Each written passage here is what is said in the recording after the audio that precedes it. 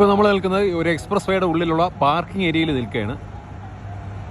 Express വേയുടെ അകത്ത് ഇങ്ങനെ പൊയ്ക്കൊണ്ടിരിക്കുകയാണെങ്കിൽ നമുക്ക് ഏകദേശം ഒരു 30-40 കിലോമീറ്ററിൻ്റെ ഇടയ്ക്ക് നമുക്ക് പാർക്കിംഗ് ഏരിയ കിട്ടും.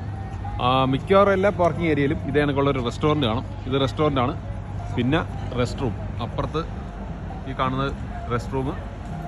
പിന്നെ അതിൻ്റെ തൊട്ടപ്പുറത്ത് കാണുന്നത് വേണ്ട വേസ്റ്റ് കളയാനുള്ള സ്ഥലം. കുറച്ചുകൂടെ അങ്ങോട്ട് പോയാൽ കാണുന്നത് സ്മോക്കിംഗ് ഏരിയയാണ്. സ്മോക്കിംഗ് ഏരിയ അതായത് വെളിയിൽ നിന്ന് വേറെ ഇതല്ലാതെ വേറെ സ്ഥലത്തൊന്നും ആരും അങ്ങനെ ഇവിടെ സിഗരറ്റ് വലിക്കാറില്ല.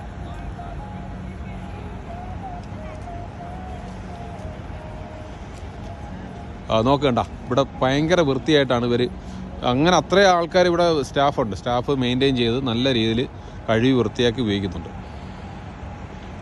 നേരെ കാണുന്ന അത് പമ്പാണ്, പെട്രോൾ പമ്പ്.